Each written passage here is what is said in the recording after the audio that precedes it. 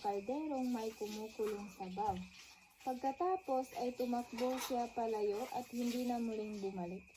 Isang kalabaw ang gumawa ng bahay gamit ang mga laryo. Sumunod na dumating ang isang lobo na gustong kainin ang mga kalabaw. Ang isa pang kalabaw ay gumawa ng bahay gamit ang mga patpat. Hinipan ng lobo ang bahay na gawa sa dayami. Ang ikatlong kalabaw ay gumawa ng bahay gamit ang dayami. Sinubukan ng lobo na hipan ang bahay na gawa sa patpat at gumuho rin ito. Umakyat ang lobo sa bubong ng bahay na gawa sa laryo. Matibay ang bahay na gawa sa laryo kaya hindi ito gumuho. Namuhay ng masaya at ligtas ang tatlong kalabaw magpakailanman.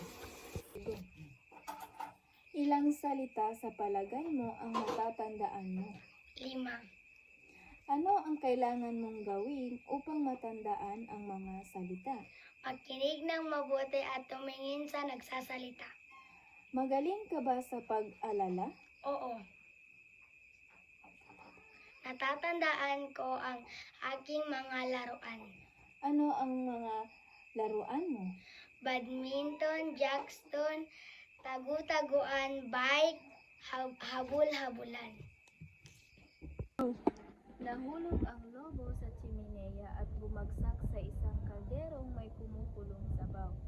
Pagkatapos ay tumakbo siya palayo at hindi na muling bumalik. Isang kalabaw ang gumawa ng bahay gamit ang mga laryo. Sumunod na dumating ang isang lobo na gustong kainin ang mga kalabaw. Ang isa pang kalabaw ay gumawa ng bahay gamit ang mga patpat. Hinipan ng lobo ang bahay sa gawa ng dayami. Ang ikatlong kalabaw ay gumawa ng bahay gamit ang dayami. Sinubukan ng lobo na hipan ang bahay sa gawa sa patpat at gumuho rin ito. Umakyat ang lobo sa bubong ng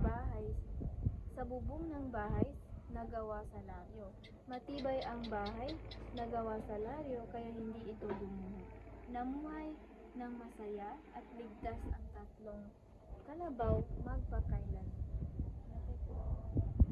Imatay ka, princess. Trigo. Ilang salita sa palagay mo ang matatandaan mo? 7. Ano ang dapat mong gawin upang matandaan mo ang mga salita? Matinig ng mabuti. Magaling ka ba sa pag-alala? Oo, madali kong natatandaan ang mga salita. Mas natuto ka ba sa pamamagitan ng panunood, pakikinig o paggawa? Opo. Mahilig ka bang magbasa? Mga kwentong aklat.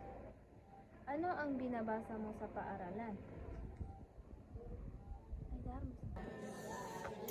Nahulog ang lobo sa tsimeneya at bumagsak sa isang kalderong may kumukulong sabaw. Pagkatapos ay tumakbo siya palayo at hindi na muling bumalik. Isang kalabaw ang gumawa ng bahay gamit ang mga laryo. Sumunod na dumating ang isang lobo na gustong kainin ang mga kalabaw.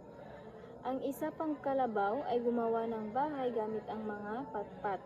Hinipan ng lobo ang bahay na gawa sa dayami. Ang ikatlong kalabaw ay gumawa ng bahay gamit ang dayami.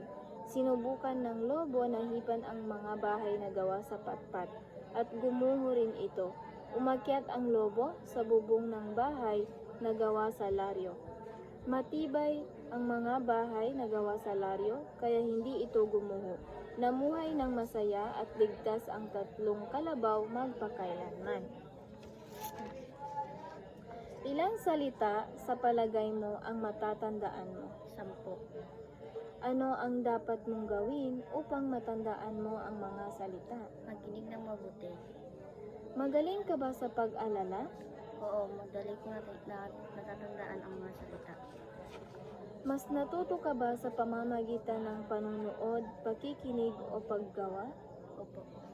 Mahilig ka bang magbasa? Bakit? Mga kwentong aklat.